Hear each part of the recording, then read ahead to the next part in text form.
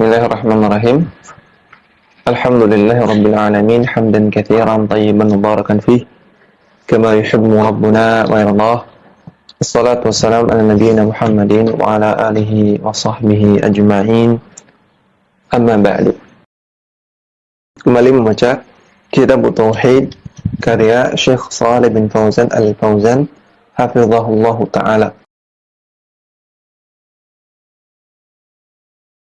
Masuk pada pembahasan Minhaju Ahli Sunnati wal Jama'ati fi raddi ala ahli bid'ah. Manhaj Ahli Sunnah wal Jama'ah dalam membantah ahlul bid'ah. Sebelum kita membaca apa yang beliau sebutkan di sini, perlu kita sampaikan dulu apa makna dari manhaj. Manhaj secara bahasa Arab artinya at-tariqul wadih, jalan yang jelas. Maka manhaj dalam beragama adalah jalan yang kita tempuh dalam beragama, atau dengan kata lain metode dalam beragama. Sehingga manhaj itu merupakan kumpulan kaidah-kaidah dalam beragama agar kita bisa beragama dengan baik dan benar sesuai dengan apa yang disyariatkan oleh Allah dan Rasul-Nya. Jadi sekali lagi, manhaj adalah kumpulan kaidah-kaidah dalam beragama agar kita bisa beragama dengan benar sesuai dengan apa yang dituntunkan oleh Allah dan Rasul-Nya. Sebagian ulama memaknai manhaj artinya akidah. Manhaj sama dengan akidah, sebagaimana penjelasannya Syekh Rabi bin Hadi Al-Madkhali hafizahullahu ta'ala. Sehingga manhaj Ahlussunnah sama dengan akidah Ahlussunnah. Namun sebagian ulama mengatakan manhaj lebih luas daripada itu, sebagaimana penjelasannya Syekh Shalih Fauzan Al-Fauzan. Manhaj tidak hanya masalah akidah, namun manhaj itu terkait dengan semua bab dalam agama. Karena tadi manhaj adalah metode dalam beragama. Bagaimana cara kita beragama dengan benar, sehingga ini akan masuk dalam bab akidah, dalam bab ibadah, dalam bab adab, dalam bab akhlak, dan juga dalam bab muamalah. Semua bab dalam agama. Ketika kita menerapkan metode-metode beragama yang benar dalam semua bab-bab tersebut, maka kita bermanhaj dengan manhaj yang benar. Dan manhaj Ahlussunnah wal Jamaah ini ada di semua bab. Manhaj Ahlussunnah dalam akidah, manhaj Ahlussunnah dalam ibadah, manhaj Ahlussunnah dalam muamalah, dan juga manhaj Ahlussunnah dalam akhlak. Jadi ini definisi manhaj. Kemudian beliau mengatakan di sini, manhajuhum fi dzalika mabniun 'alal kitabi was sunnati. Manhaj Ahlussunnah wal Jamaah dalam membantah ahlul bid'ah dibangun di atas Al-Quran dan As-Sunnah. Wahuwal manhaju al-muqni'u haitsu yuraduna syubhal mubtadi'ati wa yanqudunaha. Dan manhaj Ahlussunnah adalah manhaj yang memuaskan, yang mencukupi, karena mereka senantiasa memaparkan bagaimana syubhat-syubhat ahlul bid'ah, kemudian mereka membantahnya.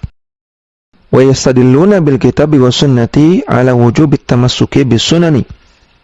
Dan Ahlussunnah senantiasa berdalil dengan Al-Quran dan As-Sunnah untuk menjelaskan kepada umat tentang wajibnya berpegang teguh kepada sunnah-sunnah Nabi. Wan nahyi 'anil bid'ah wal muhdatsati. Dan untuk menjelaskan kepada umat tentang larangan melakukan bid'ah dan perbuatan-perbuatan baru dalam agama. Wa qad allafu al-mu'allafati al-katsirata fi dzalika. Dan para ulama Ahlussunnah telah menulis banyak sekali tulisan-tulisan dalam masalah ini. Waraddu fi kutubil aqaidi ala syi'ati wal khawariji wal jahmiyati wal mu'tazilati wal asy'ariyati fi maqalatihim al mubtada'ati. Dan ulama Ahlussunnah senantiasa membantah dalam kitab-kitab akidah, senantiasa membantah akidahnya orang-orang Syiah, orang-orang Khawarij, orang-orang Jahmiyah, orang-orang Mu'tazilah, dan orang-orang Asy'ariyah dalam perkataan-perkataan mereka yang merupakan kebid'ahan. Fi usulil imani wal aqidati, dalam masalah landasan keimanan dan dalam masalah akidah. Wallafu kutuban khassatan fi dzalika. Bahkan sebagian ulama Ahlussunnah menulis kitab khusus untuk membantah ahlul bid'ah. Terkadang disebutkan dalam kitab akidah secara umum, ketika sedang membahas akidah, kemudian ada bantahan. Dan terkadang dibuat kitab khusus untuk membantah sebuah syubhatnya khusus. Kama allafa al-Imam Ahmadu kitab ar-raddi 'ala al-Jahmiyati. Contohnya Al-Imam Ahmad bin Hanbal, beliau menulis kitab yang berjudul Ar-Raddu 'ala al-Jahmiyati, bantahan untuk Jahmiyah. Wa allafa ghairuhu min al-a'immati fi dzalika ka Utsman bin Sa'id ad-Darimi wa kama fi kutub Syeikh al-Islam Ibnu Taimiyah.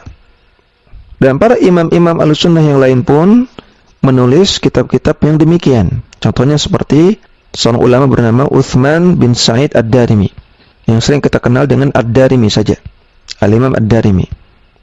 Demikian juga sebagaimana kitab-kitab yang ditulis oleh Syekhul Islam Ibnu Taimiyah rahimahullah wa tilmidhihi Ibnu Al-Qayyim wa Syekh Muhammad bin Abdul Wahhab wa ghairihim min ar-raddi 'ala tilka al-firaqi. Dan juga kitab-kitab yang ditulis oleh Al-Imam Ibnu Al-Qayyim dan juga Al-Imam Syekh Muhammad bin Abdul Wahhab rahimahullah dan para ulama yang lainnya, yang isinya adalah bantahan-bantahan kepada firqah-firqah menyimpang tersebut. Wa 'alal quburiyati was-sufiyati, dan juga bantahan kepada orang-orang penyembah kuburan dan orang-orang sufi. Wa amal kutubu al-khassatu fi ar-raddi 'ala ahli bid'ah fa hiya katsiratun.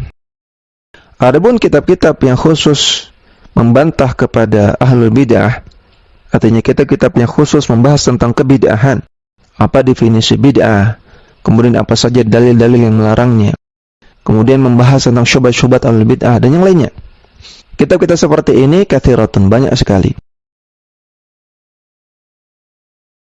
Minha ala sabilil mithali minal kutubi al-qadimati. Di antaranya sebagai contoh adalah kitab-kitab berikut ini, yang merupakan kitab-kitab yang qadimah, kitab-kitab yang ditulis oleh para ulama terdahulu, bukan ulama kontemporer. Yang pertama, Kitabul I'tisami lil Imam Syatibi, Kitab Al-I'tisam karya Al-Imam Syatibi rahimahullah. Yang kedua, Kitabu Iqtida'is Siratal Mustaqimi li Syekh al-Islam Ibnu Taimiyah. Yang kedua, Kitab Iqtida' Siratal Mustaqim yang ditulis oleh Syekhul Islam Ibnu Taimiyah. Faqad istaghraqa ar-raddu 'ala al-mubtadi'ati juz'an kabiran minhu. Di dalam kitab tersebut, Syekhul Islam Taimiyah berpanjang lebar untuk membantah ahlul bid'ah dalam satu juz yang panjang. Kemudian yang ketiga, Kitabu Inkaril Hawadits wal Bid'ah Ibnu Waddahin. Kitab Inkarul Hawadits wal Bid'ah karya Ibnu Waddah. Yang keempat, Kitabul Hawadits wal Bid'ah At-Turtushi. Kemudian yang keempat adalah Kitab Al-Hawadits wal Bid'ah karya At-Turtushi rahimahullah.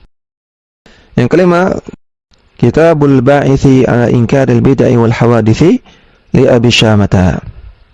Kitab Al-Ba'its ala Inkaril Bid'ah wal Hawadits karya Abu Syamah. Wa min al-kutubil asriyati, kemudian di antara kitab-kitab yang membahas tentang bid'ah secara umum dan juga bantahan-bantahan kepada ahlul bid'ah yang ditulis oleh ulama kontemporer. Yang pertama adalah Kitabul Ibda'i fi Madaril Ibtida'i li Syekh Ali Mahfudin. Kitab Al-Ibda' fi Madaril Ibtida' karya Syekh Ali Mahfudh rahimahullah. Yang kedua, Kitabus Sunani wal Mubtada'ati al-muta'alliqati bil adhkari was salawati. Yang kedua adalah kitab sunnah-sunnah dan bid'ah-bid'ah yang terkait dengan zikir dan salat. Li Syekh Muhammad bin Ahmad Asy-Syuqairi Al-Hawamidi. Karya Syekh Muhammad bin Ahmad Asy-Syuqairi Al-Hawamidi. Yang ketiga, Risalatut Tahdhiri minal Bid'ah li Syekh Abdul Aziz bin Bazin. Sebuah risalah atau tulisan yang berjudul At-Tahdhir minal Bid'ah karya Syekh Abdul Aziz bin Baz rahimahullahu ta'ala. Ini beberapa karya ulama Ahlussunnah kontemporer yang membahas bid'ah beserta dengan bantahannya. Wa la yazalul ulama'ul muslimuna walhamdulillahi yunkiruna al-bid'ah. Dan para ulama kaum muslimin, yaitu para ulama Ahlussunnah, senantiasa walhamdulillah mengingkari kebid'ahan. Wa yurduna 'alal mubtadi'ati min khilalis suhufi wal majallati wal idha'ati. Dan mereka membantah orang-orang ahlul bid'ah melalui koran-koran, melalui majalah-majalah dan juga radio-radio. Wa khutabil jum'i wan nadawati wal muhadarati.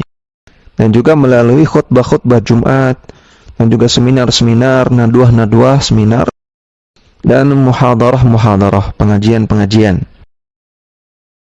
Mimma lahu kabirul athari fi tawiyatil muslimina wal qada'i al bid'i wa qam'il mubtadi'ina. Yang itu semua memiliki pengaruh yang besar untuk memberikan peringatan kepada kaum muslimin terhadap kebid'ahan dan untuk menjelaskan tentang kelirunya kebid'ahan-kebid'ahan dan untuk menghalau serta mencegah orang-orang ahlul bid'ah dalam menyebarkan kebid'ahan mereka. Maka membantah kebid'ahan, memperingatkan umat untuk waspada terhadap kebid'ahan dan menjelaskan tentang tercelanya bid'ah, ini adalah salah satu landasan dari manhaj Ahlussunnah wal Jamaah.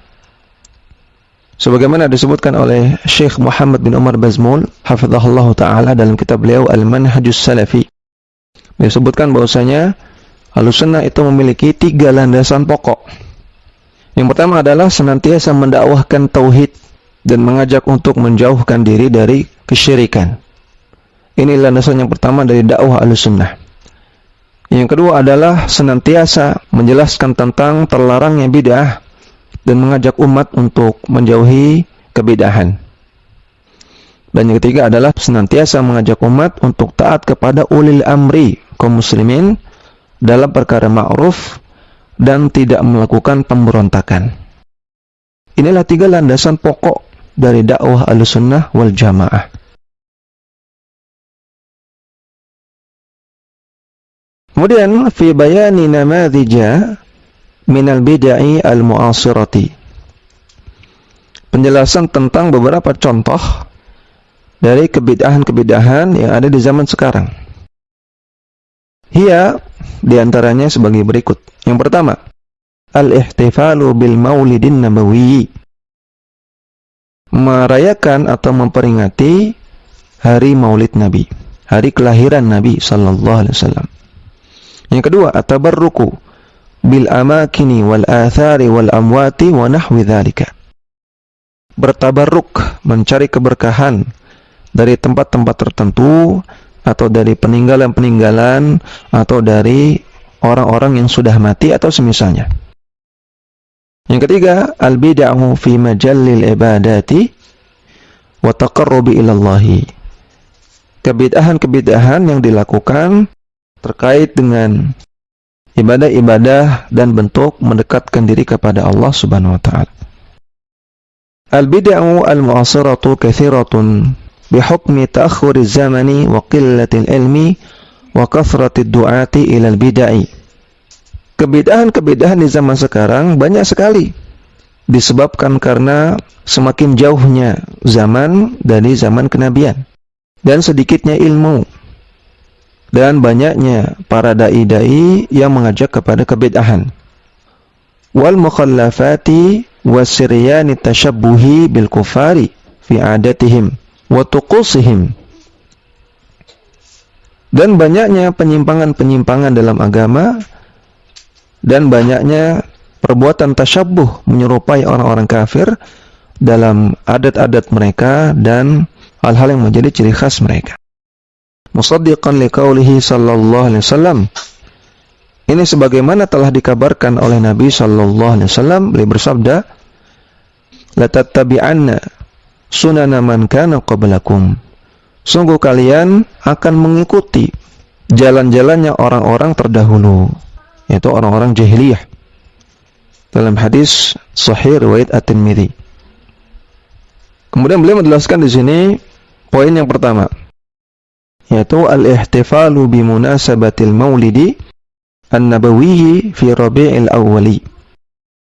Merayakan peringatan Maulid Nabi di bulan Rabiul Awal. Maka kita lihat di sini, perayaan Maulid Nabi tidak hanya terlarang jika dirayakan pada tanggal 12 Rabiul Awal. Walaupun tidak dirayakan pada tanggal 12, misalnya tanggal 10 atau tanggal 9 atau tanggal 1 atau tanggal 30 Rabiul Awal, selama itu diyakini sebagai peringatan kelahiran Nabi SAW, maka tetap tidak diperbolehkan. Wa huwa tashabbuhun bin nasara fi amali man yusamma bil ihtifali bi maulidil masihi. Peringatan Maulid Nabi SAW ini merupakan bentuk tasyabbuh, menyerupai orang-orang Nasrani dalam perayaan mereka yang mereka sebut dengan perayaan kelahiran Al-Masih atau perayaan Natal. Fayahtafilu jahalatul muslimina awil ulama'u al-mughdillina fi rabi'il awwali min kulli sanatin bimunasabati maulidir rasuli Muhammadin sallallahu alaihi wasallam. Karena menyerupai orang-orang Nasrani, kemudian orang-orang jahil dari kalangan kaum muslimin dan juga sebagian ulamanya, yang mereka adalah ulama mudillin, ulama yang mengajak kepada penyimpangan.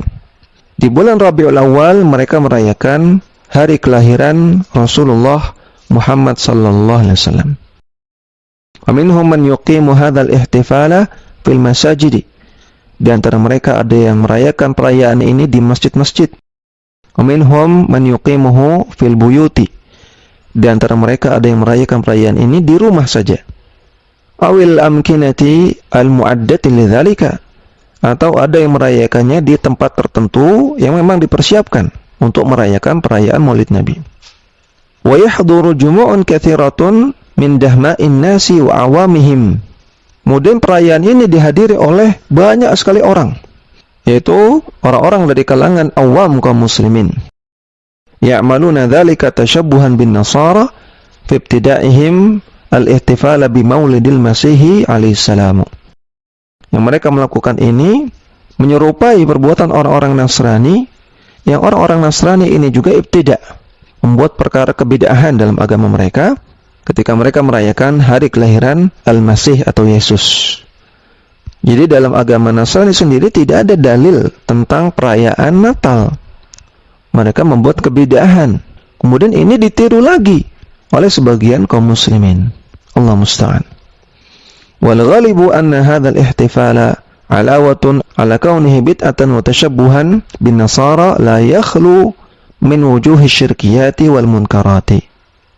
Dan secara umum perayaan Maulid Nabi ini, selain dia merupakan kebid'ahan dan juga selain dia merupakan tasyabbuh kepada orang-orang Nasrani, selain itu juga tidak lepas dari adanya kesyirikan-kesyirikan atau kemungkaran-kemungkaran. Ya, perhatikan di sini mengapa perayaan Maulid Nabi SAW tidak diperbolehkan. Pertama, karena merupakan kebid'ahan. Yang kedua, karena merupakan tasyabbuh bil kufar, menyerupai orang-orang kafir. Yang ketiga, karena mengandung kesyirikan atau kemungkaran. Ya, perhatikan di sini. Kesyirikan atau kemungkarannya, tidak mesti ada kesyirikannya. Tidak selalu ada kesyirikannya. Namun kemungkarannya, maka pasti ada, karena bid'ah sendiri adalah kemungkaran. Namun kesyirikan belum tentu, ya. Maka kita tidak boleh mengeneralisir bahwasanya setiap acara Maulid Nabi itu mengandung kesyirikan, karena ini tidak mesti. Ka'insyadil qasaidi allati fiha al-ghulu fi haqqir Rasul sallallahu alaihi wasallam ila darajati du'aihi min dunillahi wal istighatsati bihi. Seperti dinyanyikannya qasidah-qasidah, lagu-lagu religi, yang di dalam qasidah-qasidah tersebut terdapat unsur ghulu, melebihi batas terhadap Rasulullah SAW. Ya, pujian-pujiannya sampai menempatkan Rasulullah SAW sebagai pihak yang dijadikan tujuan doa selain Allah Subhanahu wa taala atau dimintai istighatsah. Maka kalau seperti ini adalah bentuk kesyirikan. Berdoa kepada selain Allah atau beristighatsah kepada selain Allah. Waqad nahan Nabi sallallahu alaihi wasallam 'anil ghuluwi fi madhihi. Padahal Nabi sallallahu alaihi wasallam telah melarang untuk melebihi batas dalam memuji beliau. Waqala, beliau bersabda, la tuturuni kama atratin nasara ibna Maryam, innama ana abdun faqulu Abdullahi wa rasuluhu. Nabi bersabda, janganlah kalian memujiku berlebihan sebagaimana orang-orang Nasrani telah memuji Nabi Isa alaihissalam secara berlebihan. Aku adalah hamba Allah, maka katakanlah bahwasanya aku adalah Abdullah, hamba Allah, wa rasuluhu, dan Rasul Allah. Hadis sahih riwayat Bukhari Muslim. Al-itra ma'nahu al-ghuluw fil madhi. Al-itra artinya berlebihan dalam pujian. Warabbama ya'taqiduna anna Rasulullah sallallahu alaihi wasallam yahduru ihtifalatihim. Dan terkadang orang-orang yang merayakan Maulid Nabi, mereka meyakini bahwasanya Rasulullah sallallahu alaihi wasallam itu hadir dalam perayaan Maulid Nabi tersebut.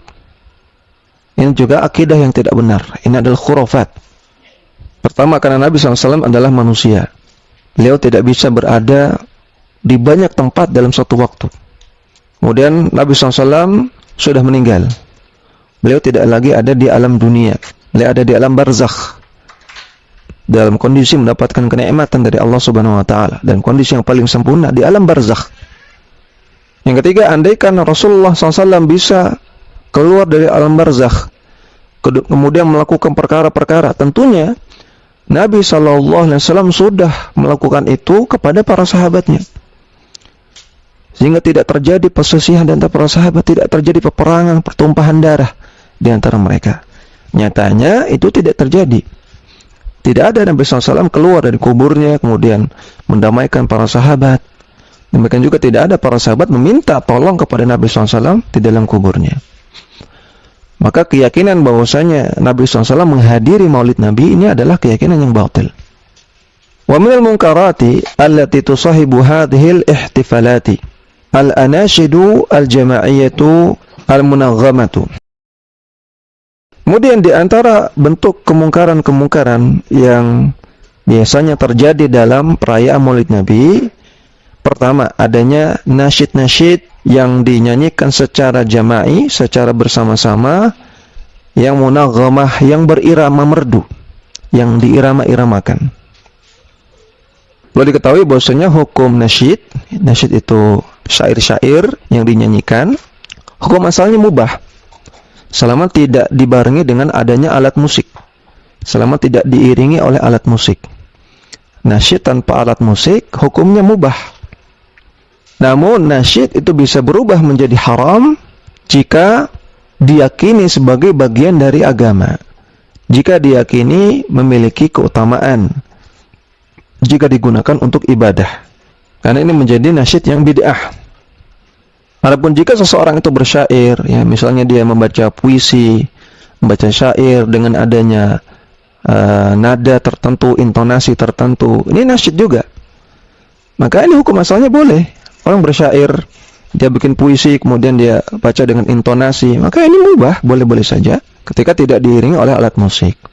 Namun jika ini digunakan untuk beribadah, diyakini mendatangkan pahala, digunakan dalam ritual ibadah, maka ini menjadi bid'ah dan hukumnya menjadi terlarang. Demikian juga jika nasyid dibarengi dengan alat musik. Kemudian wadarbut tubuli, dimainkannya gendang-gendang. Ya, padahal gendang ini termasuk alat musik yang Nabi SAW melarangnya. Dia bersabda, la yakunanna min ummati aqwamun yastahilluna al-hirra wal harira wal khamra wal ma'azif. Akan datang satu kaum dari umatku yang kelak mereka akan menghalalkan zina, sutra, khamar, dan ma'azif, alat musik. Hadis sahih riwayat Al-Bukhari. Maka Nabi SAW melarang untuk memainkan alat musik. Namun mereka malah melakukan apa yang dilarang oleh Nabi SAW ini dalam perayaan Maulid Nabi. Mereka mengaku cinta kepada Nabi, tapi mereka melakukan apa yang Nabi larang. Wa ghairu dzalika min amalil adhkari sufiyati al-mubtadi'ati. Dan juga amalan-amalan yang mungkar yang lain, diantaranya amalan zikir-zikir ala orang-orang sufi, yang merupakan zikir-zikir yang bid'ah. Wa qad yakunu fiha ikhtilatun bainar rijal wan nisa'i. Dan juga terkadang di acara Maulid Nabi, bahkan ini hampir pasti selalu terjadi, adalah ikhtilat, adanya campur baur antara laki-laki dengan wanita. Mimma yusabbibul fitnata wa yajurru ila al-wuqu'i fil fawahishi.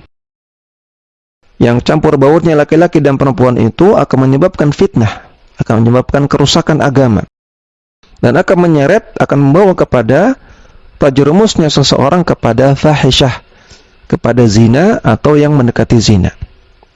Wa hatta law khala hadzal ihtifalu min hadhihi al-mahadhiri wa iqtasara 'ala al-ijtima'i wa tanawul at-ta'ami wa idhar al-farahi kama yaquluna fa innahu bid'atun muhdatsatun. Namun andaikan peringatan Maulid Nabi ini tidak mengandung kemungkaran-kemungkaran di atas, hanya sekedar ijtima', kumpul-kumpul dan makan-makan bersama, atau idharul farah, menampakkan rasa gembira sebagaimana klaim mereka, maka tetap saja ini adalah bid'atun muhdatsatun, perkara bid'ah yang diada-adakan dalam agama. Dan Nabi bersabda, wa kullu muhdatsatin bid'atun wa kullu bid'atin dhalalatun. Setiap perkara yang diada-adakan dalam agama adalah kebid'ahan, dan setiap kebid'ahan adalah penyimpangan, adalah kesesatan. Wa aidan huwa wasilatun ila ayyatatawwara wa yahsula fihi ma yahsulu fil ihtifalati al-ukhra minal munkarati. Dan adanya peringatan Maulid Nabi ini juga merupakan sarana untuk berkembangnya peringatan-peringatan ini menjadi peringatan-peringatan yang lain, yang minal munkarat, yang juga termasuk kemungkaran. Jika ada peringatan Maulid Nabi, nanti ada peringatan Maulid Khadijah, ada peringatan Maulid Fatimah, ada peringatan Maulid Husain, Hasan, mungkin nanti ada peringatan Maulid Abu Bakar, Maulid Umar, mungkin nanti ada peringatan perayaan Nabi menjadi Nabi, perayaan Nabi menjadi Rasul, ada perayaan hijrah, ada perayaan perang Badar, ada perayaan perang Uhud, dan yang lain-lainnya. Akan berkembang menjadi banyak sekali peringatan-peringatan yang lain dan ritual-ritual yang lain. Allah musta'an. Wa qulna innahu bid'atun li'annahu la asla lahu fil kitabi was sunnati wa amali salafis salihi wal qurunil mufaddalati. Maka kita katakan perayaan seperti ini adalah kebid'ahan, karena tidak ada asalnya dalam Al-Quran dan As-Sunnah, dan juga tidak ada dari amalan para salafus saleh dan orang-orang yang ada dalam generasi utama umat Islam, Qurun al-Mufaddalah. Tidak pernah dirayakan oleh Nabi, tidak pernah dirayakan oleh para sahabat, tidak pernah dirayakan oleh para tabi'in, tidak pernah dirayakan oleh tabi'ut tabi'in, dan bahkan tidak pernah dirayakan oleh para imam mazhab. Tidak ada Imam Syafi'i, Imam Malik, Imam Abu Hanifah, Imam Ahmad bin Hanbal merayakan Maulid Nabi, tidak ada sama sekali. Wa inna ma hadatsa mutaakhiran ba'da al-qarn ar-rabi'i al-hijri. Namun peringatan Maulid Nabi ini muncul pada zaman-zaman belakangan di abad yang keempat Hijriyah, sekitar 400 Hijriyah. Ahdatsahu al-Fatimiyuna asy-Syi'atu. Yang perayaan seperti ini pertama kali diadakan oleh orang-orang Fatimiyun, yang merupakan bagian dari orang-orang Syiah. Perhatikan ya, Maulid Nabi pertama kali dilakukan oleh orang-orang Syiah, bukan oleh sahabat Nabi, bukan oleh para tabi'in, tabi'ut tabi'in, atau imam Ahlussunnah wal Jamaah, namun dilakukan pertama kali oleh orang-orang Syiah. Maka apakah kita ingin mengikuti jalannya orang-orang Syiah? Tentu saja tidak demikian. Demikian yang kita baca, mudah-mudahan bermanfaat. Wassallallahu ala nabiyina Muhammadin wa ala alihi wa sahbihi wasallam.